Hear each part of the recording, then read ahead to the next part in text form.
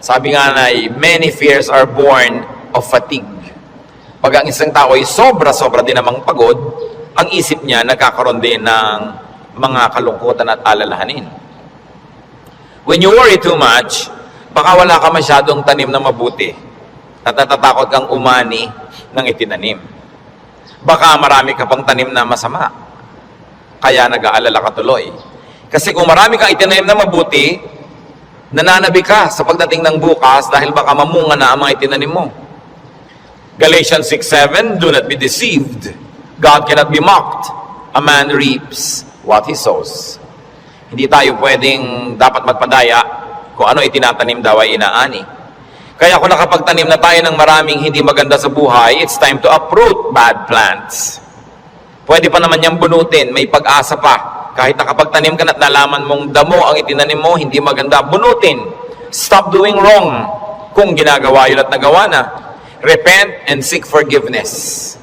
Maraming nabuburang utang pag humihingi tayo ng patawad at tayo ay nagpapakumbaba. At ang dapat gawin habang may panahon, magtanim ng mabuti. Kahit naman may edad ka na, marami pa ring oras para gumawa, magsabi ng mabuti. Ang old age nga, ang pinakamagandang panahon para ituwid ang mga liko, itama ang mga mali, at tapunan ng liwanag ang mga madidilim na bahagi ng ating nakaraan. When you worry too much, baka kulang sa pananalig. Perhaps you're lacking in faith.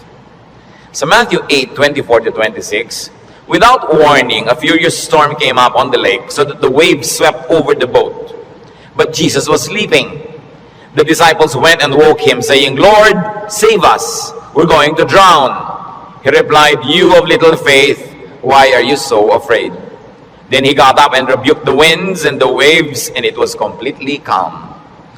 Well, actually, rational naman at valid yung fear nila dahil malakas ang bagyo, sinasalanta ng bagyo at ng mga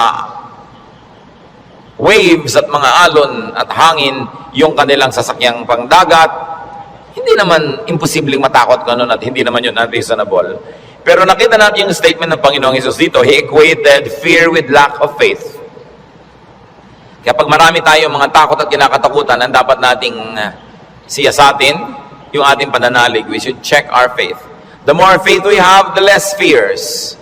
The more fears, it means the less faith.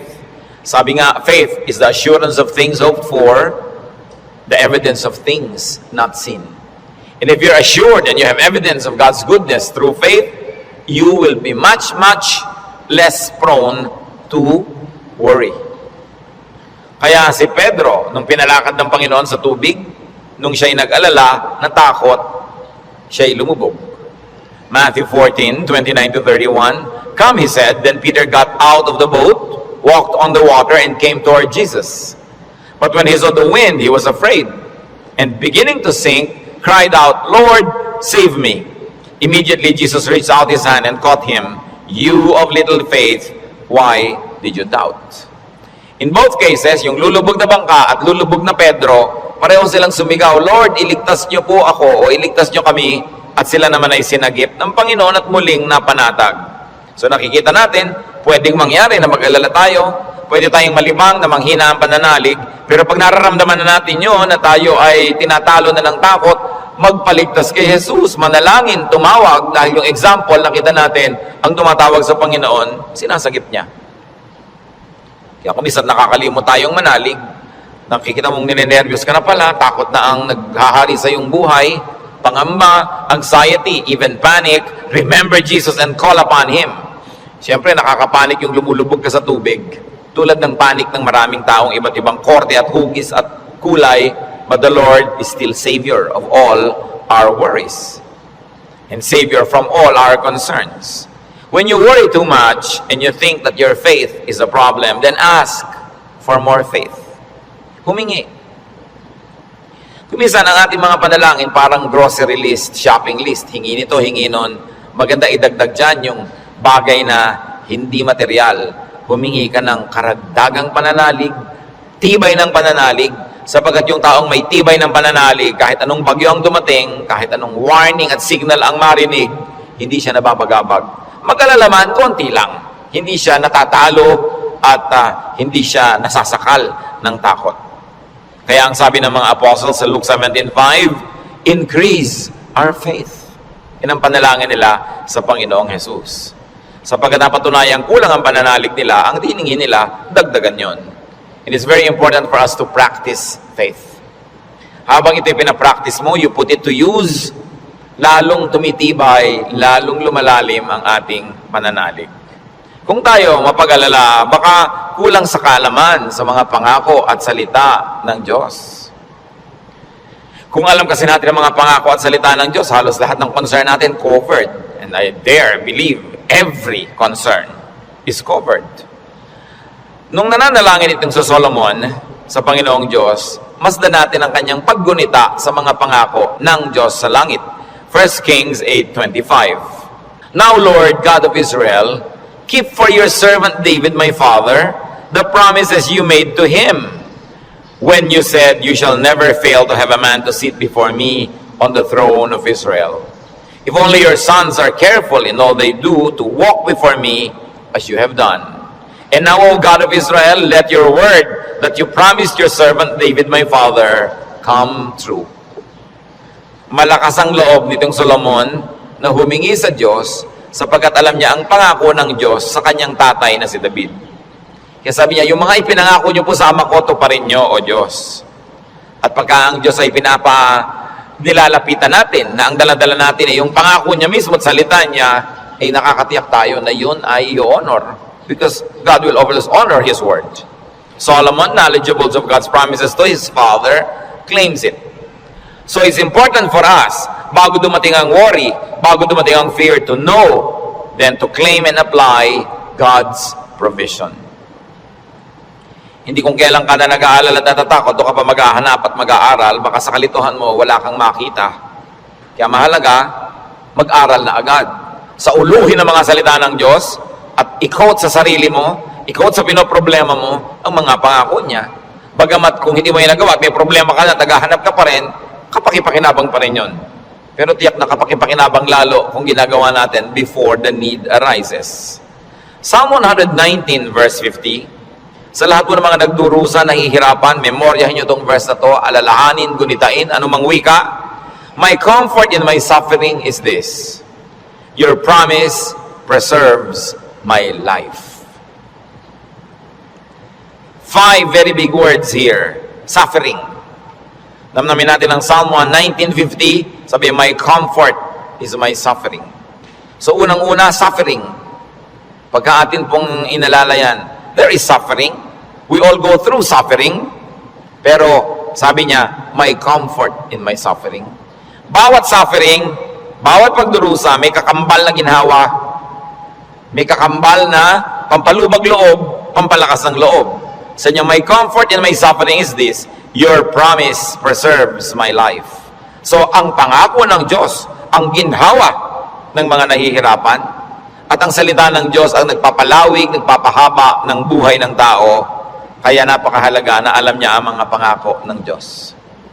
Kung alam natin ang mga dealings ng Panginoon sa mga taong ang buhay ay nasa Biblia, nakita natin ang mga pinayagan ng Panginoon na hirap, at kung paano sa kahalos kaduluduluhan, biglang darating ang rescue, biglang darating ang tulong, dahil mayroong dahilan ang Diyos. At ngayon, hindi lang nailigtas yung mga tao na yon, nagiging huwaran pa natin, na maging tularan natin sila, ang kanilang pananalig at ang kanilang pagkapit sa Diyos, lalo't lalo may mababigat na mga suliranin. Psalm 119, 116, sustain me according to your promise, and I will live. Do not let my hopes be dashed.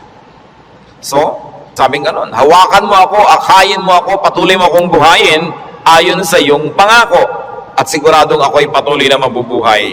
Huwag mo akong hayaang mawalan ng pag-asa. Maraming magagandang pangako ang Diyos. Dapat alam natin. When you worry too much, baka kulang din sa panalangin. James 5:13, is any one of you in trouble? He should pray. Nakita niyo yung simple, mabisa, makapangyarihang solusyon pag ang tao may trouble, he should pray. Unang-una, prayer can change the situation. And even if prayer doesn't change the situation, praying will change your heart.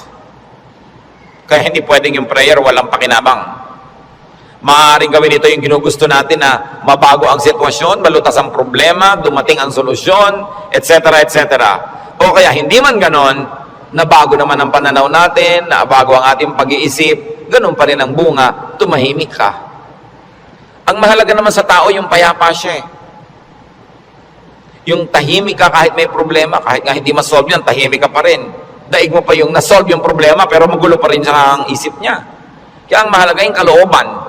At napaka-importante nito mga kapatid, tandaan natin, hindi ninyo kayang kontrolin ang mundo. Hindi ninyo kayang kontrolin ang global warming. Hindi nyo kayang kontrolin ang earthquakes. Hindi nyo kayang kontrolin ang mga political turmoils. Hindi nyo kayang kontrolin maging sakit. Pero kaya yon ng Diyos. Kaya pag ipinapanalangin mo at inilalapit, ang laki-laki ng nagiging inhawa mo dahil alam mong alam yun ng Diyos. At kung gusto niyang baguhin yon, sinong makakapigil sa Kanya? At kung hindi niya binabago, meron siyang magandang dahilan. Manalig ka na magandang kanyang dahilan kahit kung minsan hindi naabot ng iyong isip. Pero eto pa, kung hindi mo makontrol ang mga bagay na yan at hindi kinontrol ng Diyos para sa kagustuhan mo, meron ka pang pwedeng kontrolin, kapatid, yung kalooban mo. Pag pinili mong manalig, pinili mong sumamba, at pinili mong pumanatag sa salita ng Diyos, hindi ka tatablan ng pinoproblema mo.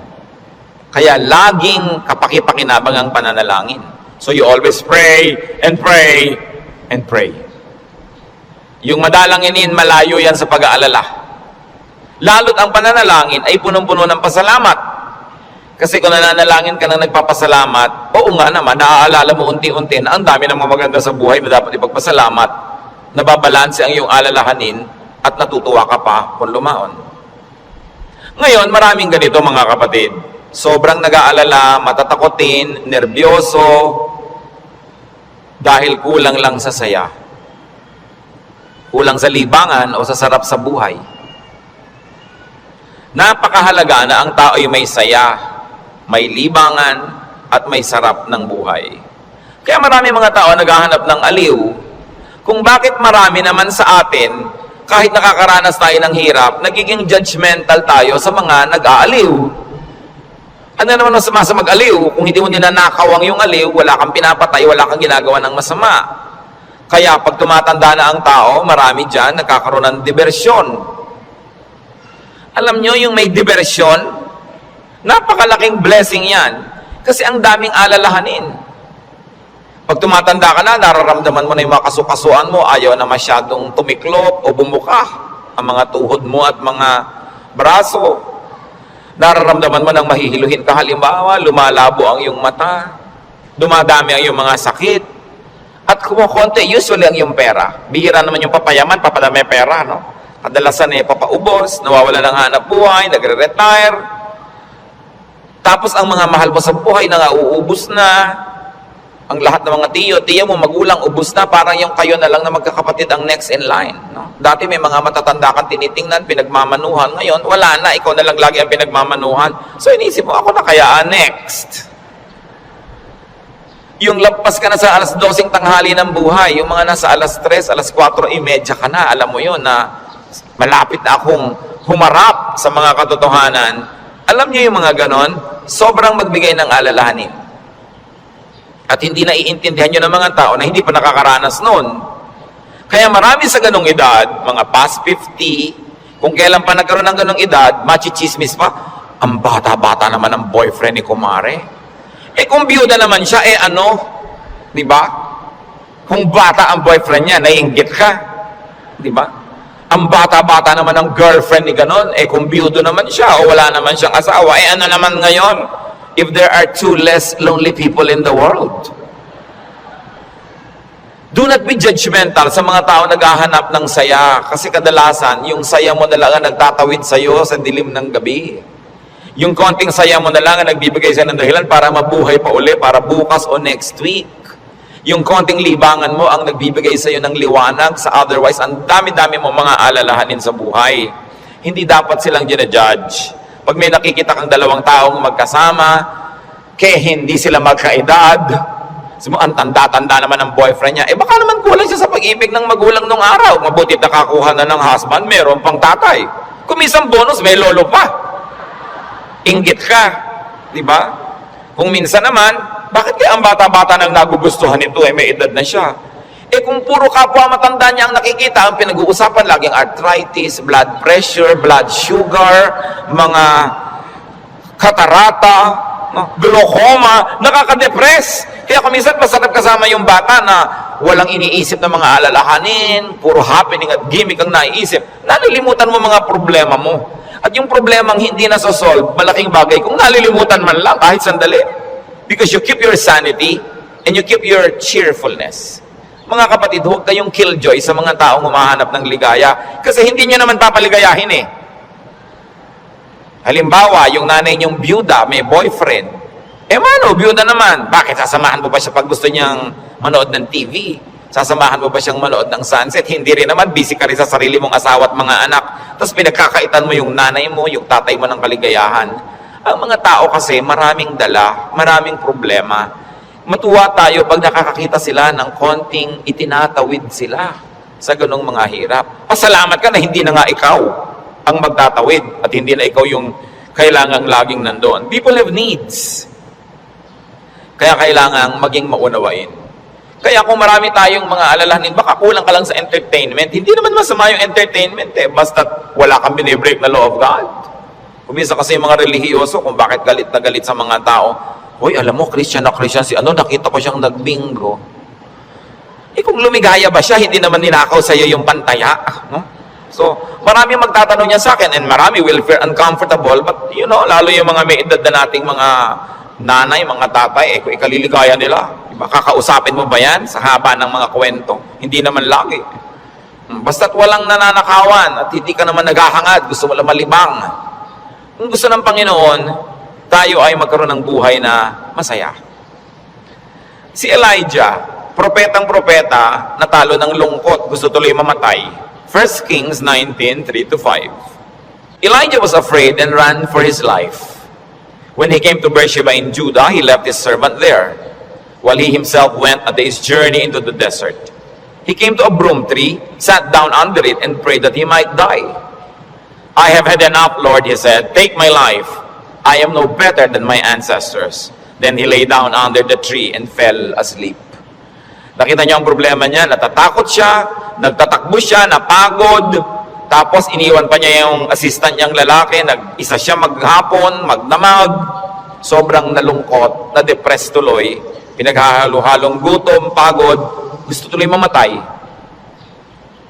Pero nung ginising ng anghel, pinakain, pinainom, pinatulog uli, ginising, pinakain, pinainom, pinatulog uli. Sumaya na naman, tuloy na naman ang ministry niya. Mahalaga, nakakatawid ka sa difficult days. Ecclesiastes 2:24, a man can do nothing better than to eat and drink and find satisfaction in his work. This too I see is from the hand of God. Nakita nyo, mapaka-halaga kay Solomon i-emphasize na sabi niya, yung pagkain, pag-inom, pagsasaya, galing din yan sa Diyos. Bakit niya idinidiin? Kasi akala ng iba, ang galing lang sa Diyos, tini, krus, pasakit, kalbaryo. Kaming ganon. Kung kailangang danasin yon, danasin. Pero hindi laging ganon ang kalooban ng Panginoon. Gusto niya tayo na mag-enjoy. At sabi, to find satisfaction in all His work.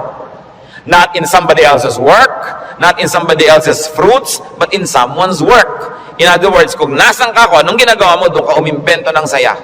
Doon ka humanap ng ikaliligaya mo. Sapagkat yun ang doable, yun ang reachable. Ecclesiastes 3:13, that everyone may eat and drink and find satisfaction in all his toil. This is the gift of God.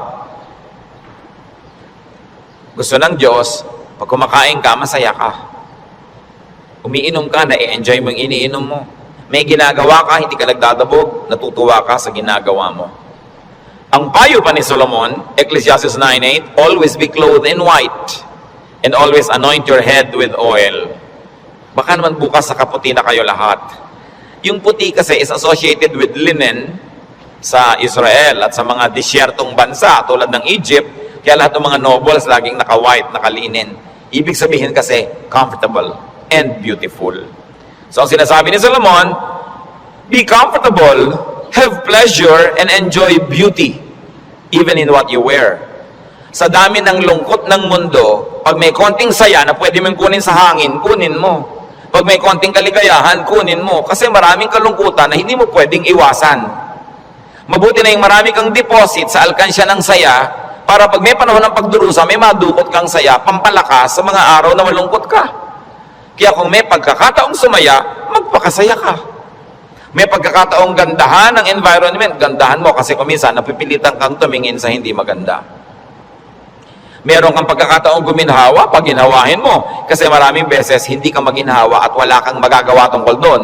So marambuti na yung marami kang pabaon sa sarili mo, na saya, tawa, kagandahan, para pagka panahon ng tagsalat, meron kang panggagalingan ng lakas. Surround yourself with what is beautiful and pleasurable and comfortable. Sabi nga ni Balagtas, sapagkat ang mundo'y bayan ng hinagpis, mamamaya'y sukat tibayan ang dibdib. At ang isa sa mga pagpapatibay niyan, whenever you can be happy, be happy.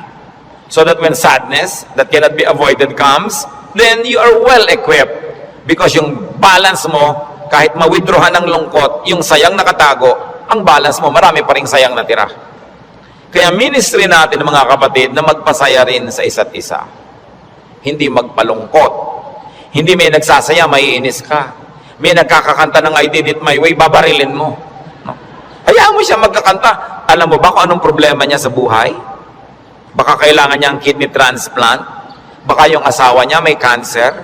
Baka ang mga anak niya walang pangmatrikula. At gusto na niyang tumalon sa ilog na walang tubig dahil El Nino. Kaya ang laki ng problema. Tatalo ka sa ilog, di ka malulunod.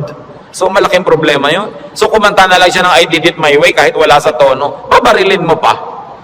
Surviving na nga yung tao. Marami sa atin, they're just trying to survive. Kung minsan nagdadamit ng akala mo payaso o Santa Claus o snowman, hindi mo siya maintindihan. Pero kung nagpapaligaya pa sa kanya, hindi naman ninakaw sa iyo yung suit niya, anong paki mo? Hayaan mo siya, masaya siya. Hindi natin dapat ginadjudge yung kapwa according to our standard. Ako, hindi ko isusuot yan. Siguro, kontento ka sa buhay mo ngayon, masaya ka. Iba ka may hinahanap siyang ligaya na hindi mo naman ibibigay. Ano ngayon kung gano'n ang suot niya?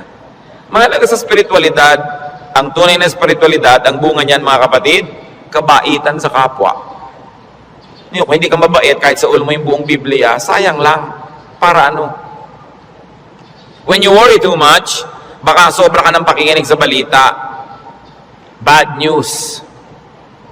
Yung makinig sa balita, manood ng primetime TV, garantisado, lulungkot ka. Kung hindi ka mawawala ng ganang kumain dahil oras ng hapunan. Babae, tinadtad, sinigan, inilagay sa drum, nilagyan ng semento, hinulog sa dagat. Gusto niyo bang panghimagas yan sa inyong paghahapunan? O kaya appetizer, kung late kayo wala kayong mapapala kapapanood yan. Hindi niyo naman kailangan malaman. Nananakot lang para bumenta. Siyempre, because bad news is good news in journalism. Ibig sabihin, papansinin ng tao. Pag nagpapakinig ka sa mga El Nino, La Nina na yan, mga earthquake, takot ang aabutin mo, may magagawa ka ba dyan? Ikaw ba si Bernardo Carpio? Sige, pigilan mo ang paggalaw ng lupa para huwag lumindol. Kaya mo ba yan? So yan ang mga takot na hindi mo naman kailangang entertainin. Kasi wala ka naman magagawa tungkol dyan. Kaya manalangin ka. Yan sabi, pray, pray, pray. Siyempre, marami pang nananakot ay padami na ng padami ang tao sa mundo. Actually, pag nag-aeroplano kayo, makikita nyo, ang dami pang lupang walang laman eh. Nagkakagulo lang yung mga tao sa mga bayan-bayan at crossing. Parang ang dami pang maluwag. Napakarami ka lang siksikan kasi because of the imbalance ng economy. Natatakot ang mga tao na mauubos sa daw ang langis. Actually, mga daang taon pa yan bago maubos. At hindi pa nga nauubos, nakaka-invento na ang tao ng mga bagong alternative sources of energy. Ang tao kasi fearfully and wonderfully made by God. We were made wonderfully. People will find a way as life finds a way. Sabi niyo ba, papangit na ang buhay? Hindi totoo yun. Tingnan nyo lang ang cellphone na hawak nyo o nasa bag nyo, malalaman nyo umasenso ang buhay. Nung araw, mayayaman lang ang mga may telepono. Yung halos gumapang ka sa lupa, kumatok, pwede po bang makitawag, Mrs. Cruz? Diba? Dahil sila lang ang may telepono, siya naman may rollers pa. Mamaya! Ngayon, kahit balot vendor, may cellphone. Hindi pa ba yan asenso ng humanidad? Ang mga pharaoh, ang mga Roman emperors, ngayon nahuhukay mga bangkay nila, simpleng abscess lang ng bagang namatay. Appendicitis namatay. Ngayon, routine na lang yan. Diba? Routine. Ang dati nating presidente, Manuel Quezon, namatay sa tuberculosis. Ngayon, nagagamot na yan. In other words, nag-i-improve ang science, nag-i-improve ang technology, natututo tayo ng green architecture, green lifestyle. So natin parumi ng parumi ang mga ilog, buti pa ng araw na malilinis ang ilog natin. Lilinis din yan kasi magigising din tayo sa katotohanan na walang kwenta ang maruming ilog. Yung dating kerumi-ruming ilog sa Singapore, ngayon ang linis-linis na, ang dami na uling isda. Ganon din naman sa Stockholm, sa Sweden. Sa gitna ng city, ang linis ng ilog, may mga nangingisda, kinakain nila yung isda. Dati daw yung parang Pasig. In other words, ang tao kasi natututo. Matututo, mag-a-adjust tayo eh. Nagkakaroon ng maraming research sa siyensya. Hindi ba kahit nga ngayon 10, mukhang 30? Napapahaba ang kabataan para mag-enjoy pa ng maraming bagay. Yung mga kulot ngayon, gusto mo tuwid ang buhok mo, bukas tuwid. Gusto mo kulot uli next week, kulot. Maraming nagagawa ang tao. Ang pagkain, nung araw nga, bago ka makakain ng palitaw, kailan magigiling ka pa ng malagkit, mga 3 oras mong ginigiling-giling sa bato. Ngayon, punta ka sa Via Mare, mamimili ka ng lahat. Parang piyesta araw-araw. Maraming tao nung araw, pagka piyesta lang nakakakain ng lechon. O kaya ng karne. Kasi hindi naman available. Pero ngayon, pipiliin mo pa. Puro leg ba, puro likod, puro napipili. Ang trend ng buhay, pag tinan nyo mga kapatid, papaganda. Huwag kayo nawawala ng pag-asa at huwag kayo nagpapalungkot dyan. Kasi God is in control. Ngayon, pag nagpapapakinig kayo din sa mga prophet of doom, sa sobrang prophecy, lulungkot din kayo. Diba? Ang alam natin, ang ending ng lahat ng prophecy, darating ang Diyos, o babalik tayo sa Diyos, kung alin man ang mawa na doon, yung pa rin ang tunay na ending, no matter what the detail. Kaya nang ating dapat bigyan ng pansin. We romance the past too much. Laging the good old days, the good old days. Sabi ni Solomon sa Ecclesiastes 7:10, do not say, why were the old days better than these? For it is not wise to ask such questions. Huwag kayong magdrama-drama, lagi niyong hinahanap yung kahapon ng araw. Yung nung araw, nasasakay ka halimbawa sa bus, talagang yung buhok mo hinila na ng lahat ng hangin bago ka makarating sa Maynila. Yung the good old days ba yun?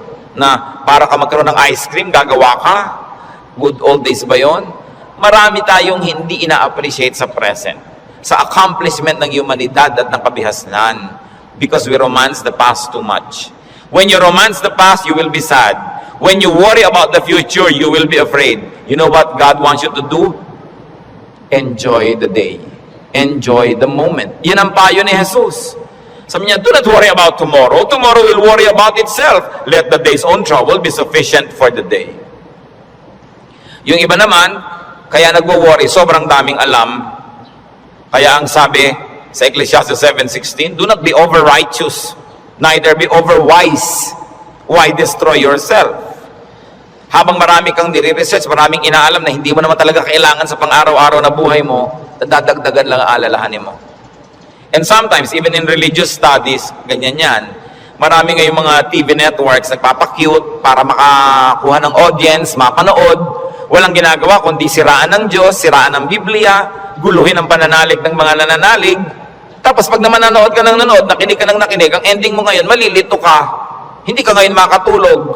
Anong bunga nun sa'yo? So huwag mo nalang panoorin. Tahimik ang pananalig mo. Peaceful ka. That is a gift from God. Do not permit the enemy to disturb you. Kaya sabi, why destroy yourself? Don't be overwise. Alam niyo yung pagiging wise, it's a very difficult and a very high calling. Kaya mga tinatawag ng Diyos na maging mga philosopher, maging mga prophets, maging mga mangangaral, mahirap yun. Kasi pag lumalalim, tumataas ang iyong alam, nagiging vulnerable ka to so many anxieties and fears.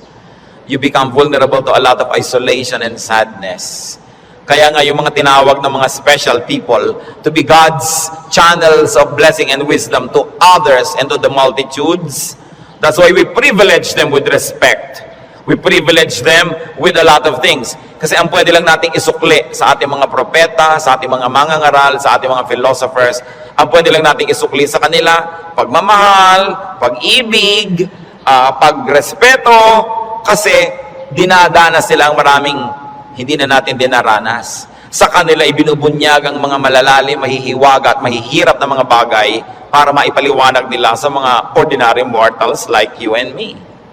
Kaya mahirap yan. Marami sa mga propeta, marami sa mga great artists, marami sa mga great achievers, great thinkers are tormented by their spirits and in their spirits. Kasi they become sensitive to many things. Kaya napakasarap ng buhay ng mga taong regular lang. Kung minsan naiinggit ka doon sa sobrang dunong, sobrang galing, kaya mo bang buhatin ang bigat ng karunungan? Mahirap yon. Yung may ipabigay sa iyo ang Diyos, sasabihin ng Diyos, ipamigay mo na yan dyan sa mga tao, hindi siya madali. Kaya kung minsan may eccentric behavior, no? Yung mga great artists na hindi nauunawa ng mga karaniwan tao. Basta tayo mga kapatid may hindi nauunawa, huwag nyo i-judge. Sikapin nyo unawain, at kung hindi nyo malang maunawaan, at least leave it alone. Huwag nyo siraan, huwag nyo pintasan, kasi hindi nyo alam. At pasalamat kayo, hindi kayo yun. Ngayon, we avoid extremes. Because extreme behavior and extreme thinking also leads to a lot of worry. Ecclesiastes 7:18, the man who fears God will avoid all extremes. Gumigitna ka lang, bumabalansi ka lang, para tahimik ang buhay mo. Ecclesiastes 12:12, be warned, my son, of making many books there is no end, and much study wearies the body. Lalo ngayon, ang daming choices.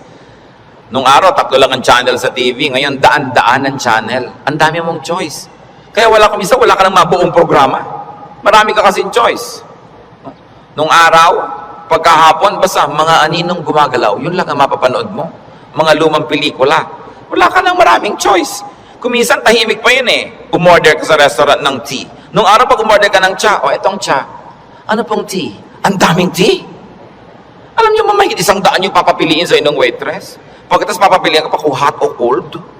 Tapos papipiliin ka pa kung natural o ganito. May sugar o without. Pag may sugar, natural sugar, coco sugar. Ang dami pang sugar. Huwag na nga, tubig na lang. Ang daming choices ng pati ng soft drinks. Gumugulo tuloy. Bakit natin ito binabanggit? Mga kapatid, kung tahimik na ang inyong kalooban sa pananalig niyo sa Panginoon, huwag niyo nang guluhin ng kung ano-ano pa mga ideya. Walang mapapala. Ang kaluluwang palipat-lipat, papalit-palit. Sabi ni Solomon, tigilan niyo na yung kababasa sobra. Sabi ko noon, mapapagod ka lang, matutuyo ang iyong lakas. Sabi ko noon, hindi matatapos yan. Ang ending din naman, haharap ka sa Diyos eh. Kaya kung tahimik ka na, payapa, huwag ka nang pagulo pa. That's why prophets and philosophers and thinkers and teachers are burdened. And the only thing we can give them is to privilege them with respect. Sabi sa Ecclesiastes 5:12, the sleep of a laborer is sweet. Read laborer as simple man. No? Yung unscholarly man, sabi ko noon, mas madaling sumaya pag mababaw ka. So huwag mo nang masyadong laliman. Kasi baka walang humukay, para kang nagtago na walang naghanap, lalabas ka rin, mahirap. Pag may mga mababaw dyan, so, ang saya naman nila, mabuti pa sila. No? Yung konting, ay hangin, hangin lang, tumatawa. Kesa naman ang tali-talino mo, wala na makapagpatawa sa iyo, mas mahirap yun. No? When you worry too much, baka kulang ka lang sa food or drink or chemical balance, tulad ng pinag-usapan natin nun. Kaya, yung propeta, pinakain ng anghel sa 1 Kings 19:7-9, at guminhawa na siya nung siya kumain at nakainom. Baka sobra ka nagda-diet, kulang ka na sa vitamina, kulang ka na sa minerals, kulang ka na sa nutrients, kaya ka pala malungkot. Ang bewang mo nga, di ba? Ang liit-liit. Pero ang lungkot mo naman, nakatingin ka at nakatulala, no? Sa kawalan, di bali nang lumaki ang bewang mo. Basta masaya ka. No? Ang mahalaga yung kalooban mong masaya ka. Kasi ang buhay maiksi. Alam nga namang ubusin mo pa sa lungkot yan. Kailangan i-maximize mo yung saya. Kaya si Timothy na laging sinisikmura, sabi sa kanya ni Paul sa 1 Timothy 5:23, stop drinking only water and use a little wine because of your stomach and your frequent illnesses. So kulang siya sa chemical balance. Binabalanse. The Lord Jesus' prescription against worry, Matthew 6:26-34. Sabi niya, look at the birds of the air. They do not sow or reap or store away in barns, and yet your heavenly Father feeds them. Are you not much more valuable than they? Who of you by worrying can add a single hour to his life? So, ba't ka nag-aalala? Kita mo yung mga ibon, hindi naman yan nag-agriculture, pero pinapakain, buhay din yan. Mas mahalaga ka kaysa ibon. Kaya ang unahin mo, manalangin, lumapit sa Diyos, manalig. Tapos marami ka pang ibang alalahanin, etc., etc. Kaya sa verses 26 to 34 ng Matthew 6, sabi ng Panginoong Jesus, and why do you worry about clothes? See how the lilies of the field grow. They do not labor or spin. Yet I tell you that not even Solomon in all his splendor was dressed like one of these. And if that is how God clothes the grass of the field, which is here today and tomorrow is thrown into the fire, will He not much more clothe you, O you of little faith? Sabi, ba't ka nag-aalala kung ano isusuot mo? Mga little things pa yan. Kasi yung damit dyan, symbolic of all other things. Food and drink, symbolic of all our needs. Plus, what to wear. Sabi niya, nakita mo yung mga damo, hindi naman gumagawa ng tela yan, hindi yan naggagawa ng damit, pero kahit si Solomon, sa kanyang kayamanan, hindi nakapagbihis tulad ng magagarang damo na yan. At kung yung mga damo na buhay ngayon, bukas ay tuyot na at sisiga na lang, ay dinadamitan ng Diyos ng maganda, ikaw pa kaya ang pabayaan ng Diyos? So pag nag-aalala tayo, tumingin ka sa lumilipad na ibon, kaya dapat hindi tinitirador ang ibon dahil anong titingnan mo kung walang lumilipad? No? Hayaan nyo silang magliparan dyan. At tumingin ka sa damo na maganda, tumingin ka sa isda na maganda, tumingin ka sa lahat ng magagandang likha ng Diyos, ikaw pa kaya ang hindi alagaan? Kung yan nga, inaalagaan. Kaya sabi ng Panginoon sa Matthew 6, 26 to 34, kadugtong, so do not worry, saying, what shall we eat? Or what shall we drink? Or what shall we wear? For the pagans run after all these things, and your heavenly Father knows that you need them. Nag-aalala ka kasi alam mo kakailanganin mo. Huwag mong kalimutang alam ng Diyos na kailangan mo yun. At kung inassignan ka ng buhay ng Diyos na ganito kahaba, talaga namang wala siyang ilagay na provision. Paano ka mabubuhay? Hindi matutupad yung plano niya para sa'yo. Kaya pakakainin ka niya. Bubuhayin ka niya. Maring hindi siya laging gumawa ng himala, pero itinanim niya sa iyong isip, sa iyong puso, sa iyong naturalesa, na bubuhayin mo ang iyong sarili, kahit anong mangyari. Life finds a way. Kaya yung mga nagbebenta ng life insurance, pag tinanong mo, ba't mo kayo nag-i-insure ng mga tao, paano kung mamatay lahat yan? Sasabihin nila, hindi. Kasi ang tao, talagang kahit anong mangyari, pananatilihin niya ang sarili niyang buhay. Kaya yun ang kakampi ng insurance company, yung pag-ibig ng tao sa buhay, nabubuhayin niya ang sarili niya. Ikaw ba halimbawa, pag may insurance ka, napapalitan ng paamong naputol, puputulin mo nga para mapalitan. Hindi, di ba? Hindi ko mo may insurance ka, gagawin mo yun. Kasi mahal mo yung katawan mo, mahal mo yung buhay mo. Itinakda yun ng Diyos. Kaya mananatili ang tao under His care. It is natural to us. So why worry about global warming? Luma na yun. El Nino or La Nina or earthquakes, lalong luma na yon, no? Pag tinignan yung mga guho ng mga Roman buildings ng 2,000 taon na ang nakalipas, noon lumindol, laging may lindol. Lagi, buhay pa rin ang buong humanidad, no? May mga nasasalanta, pero marami pa rin nanatiling buhay. At as we always say, earthquakes don't kill, but bad buildings do. Kaya nga nagkakaroon ng kapabayaan yung mga tao, kumisan, mapahamak tuloy. Yung mga earthquake na yan, noon pa yan, unang panahon pa. Hindi na yan bago. Sabi sa Ecclesiastes 1:9-10, what has been, will be again. And what has been done, will be done again. There is nothing new under the sun. Alam na yan ang Diyos. Nagkaroon lang kasi ng pangalan niyang El Nino, kaya naging warriors tayo. Nung araw pa sinaunang panahon, hindi umuulan, yung mga tao magpo-prosesyon sa mga bukid para umulan. Nangyayari na nun. Pero may bukid pa rin, may tao pa rin, dumadami pa nga. Is there anything of which one can say, look, there is something new? It was here already, long ago. It was here before our time. And if it was here before our time, then it was God designed, God ordained. It is in accordance with God's will. And if God promises that He will take care of you, and He knows the natural things that will happen, God knows how to take care of His people. Yun ang dapat nating panghawakan. Hindi ka padala sa takot, sa mga sensational news. Kapatid, kung ano man ang pinoproblema mo, nandyan na yan, matagal na. Inilagay yan dyan ng Diyos. O kung hindi man, pinayagan niyang malagay yan dyan, alam niya. At kung alam ng Diyos, pwede kang magtiwala. Huwag mong problemahin. Listen, church. Ang problema, nagiging problema kasi pinoproblema. Pag hindi mo pinroblema, di hindi problema. Kaya dalawang tao, dalawang ina, yung isa yung anak, wala pa, alas 2 na ng umaga, balisang-balisa, hindi makatulog. Yung isang ina naman, tulog na tulog. Parehong wala yung anak nila. Yung isa kasi pinoproblema niya, yung isa hindi. So, malaki na yon, alam na niya umuwi. Lalong-lalo ko may pangatlo pa na hindi naman problema. Tapos sabi niya, ipinanalangin ko na sa Lord. Wala ako sa kinakalagyan ng anak ko ngayon, pero nandun ang Diyos, so binilin ko na. In fact, mas mahal naman ng Diyos yung anak ko kaysa mahal ko yung anak ko. So magtitiwala ako at matutulog ako dahil anong mapapala kung gising ako dito? So iba-ibang attitude, pare-parehong sitwasyon. Your attitude will shape your lifestyle. No? Ganon yun. Kung minsan merong mga asawa na hindi na halos pansinin ng asawa nila, laging wala. Merong mga nag-aalala, bakit siya laging wala, etc. etc. Meron mga, ay salamat, wala siya. Marami akong magagawa ngayon, walang abala. Nasa sayo yan, kung anong gagawin mo sa buhay mo. Pero hanggang hindi mo pinoproblema ang isang bagay, hindi yun problema. Ngayon, iniisip mo, ano kaya, Pastor, ano magagawa po pag natunaw lahat ng mga yelo sa North Pole? Lumayas ka sa harap ko, hindi ko alam. Bakit mo ipapaproblema sa akin ng mga yelo sa North Pole? Diba? Doon natin po problemahin yan. Magdasal ka, kahit alam ko na kasi lumubog ang buong mundo eh. Gusto ng Lord na lumutang sila, Noah, lumutang. Di lumapit ka sa Diyos para kahit lumubog, lumutang ka. Bakit mo pa problemahin yung buong yelo, buong Antarctica? Ang saya-saya ng buhay ko dito, bibigyan mo ko ng problema. Ano po kaya't naglilindol? Eh kaya ba natin pigilin kahit anong gawin natin dito? Diba?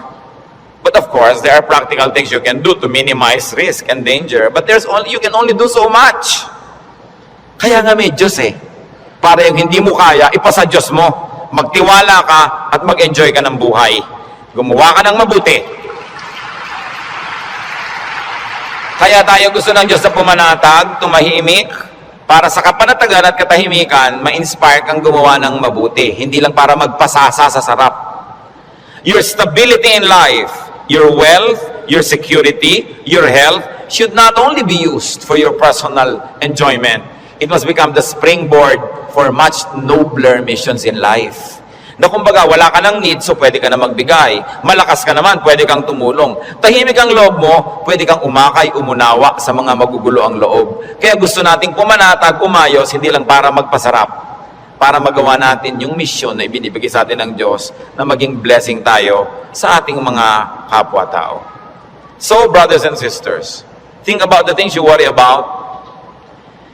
It's your decision if you like to turn them into problems.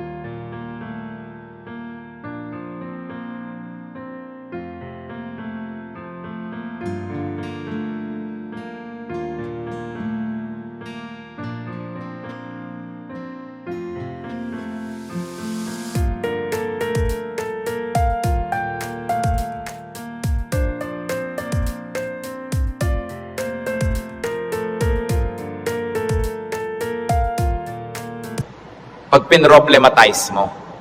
Marami mga tanong pa, mga doktrina na hindi natin alam. Ano po kaya ang itsura natin sa langit?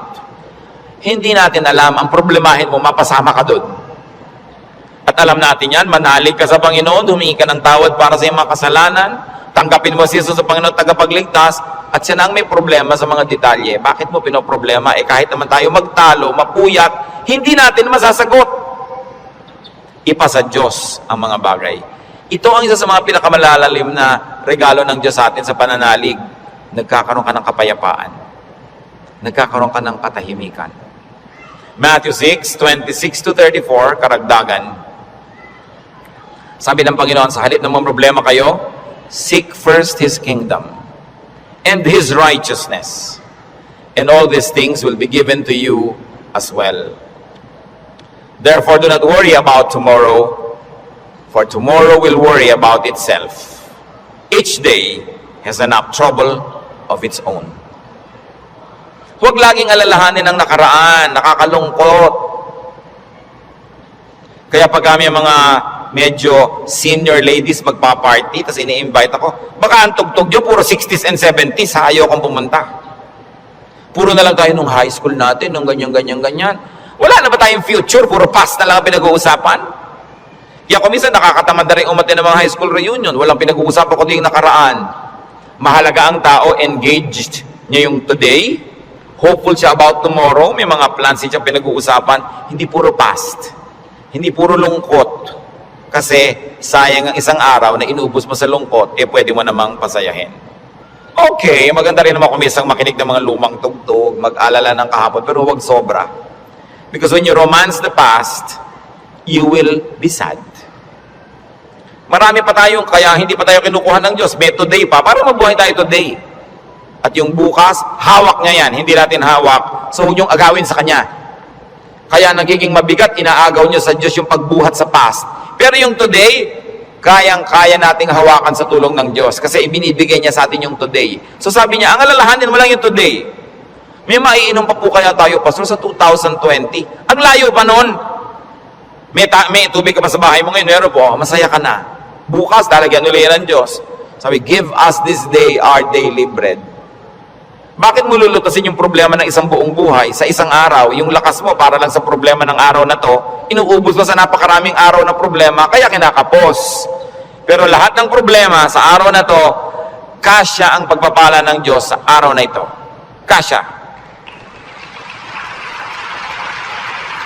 Humihirap kasi yung blessing today, hinahati mo para sa problem tomorrow. Yung problem tomorrow, may kasamang blessing niya, yun nakakambal. So, yung ngayon ang atupagin mo sa buhay. Hindi ibig sabihin na hindi ka na magpaplano ng future. Nagpaplano ka generally, but you don't get obsessed with that. But don't fail to live the moment, to savor the moment, because it will never happen again. Alam nyo, kahit anong iniintay nyo, pag wala kayong ginawa kundi hintayin yon, ganun lang pala, sandali lang tapos. Araw ng kasal, anibersaryo, fiesta, event, ang tagal mo pinaghahandaan, tapos sandali lang natapos, sasabi, ay tapos na. Marami kasi, nahihirapan silang ihanda yung darating pa, pero pag nangyayari na, they are too busy trying to be perfect, hindi nila na-enjoy. Tapos na. Wala na, lugi na sila. So, enjoy the moment. Pag kami ikinakasal ako, may ibinubulong akong gano'n. Minsan may tinatanong sa akin, ano po yung ibinulong nyo, Pastor? May mga pakialamera kasi pati ibinulong mo, tinatanong. Sabi ko, wala. Sinabi ko lang, pagkakainan na, kumain kayong mabuti. Huwag kayong mag-entertain ng mga bisita. Tayo kayo ng tayo. Kasi this is your first meal together as husband and wife. Enjoy it. Stop being warriors and perfect hosts. Enjoy your meal. Ito yung meal, enjoyin ko. O, debo mo ngayon, enjoyin mo. Huwag mo nang isipin na kung ano ang bagay. Kasi mamaya tapos na yan eh. Dapat ine-enjoy. Pag pangbukas, malayo pa. Do not worry. Focus on today's concerns and pleasures and enjoy whatever can be enjoyed. Philippians 4:6-7. Do not be anxious about anything, but in everything, by prayer and petition, with thanksgiving, present your requests to God. And the peace of God, which transcends all understanding, will guard your hearts and your minds in Christ Jesus. Sabi, huwag kayong mag-alala, huwag kayong matakot, huwag kayong mag-panic tungkol sa kahit anong bagay. At sa halip na yan, sa pamamagitan ng pananalangin taimtim na may kalakip na pasalamat, ilapit nyo sa Diyos ang gusto nyo. Sabi niya, at makikita nyo yung kapayapaan ng Diyos na mahirap unawain, imposibleng makamit, mararamdaman ninyo, and you will feel secure. So pagka nagkikita yung anxious mga kapatid, nag-aalala, anong dapat gawin? Pray. with thanksgiving. Hindi lang prayer, puro request. May thanksgiving. Kasi nga,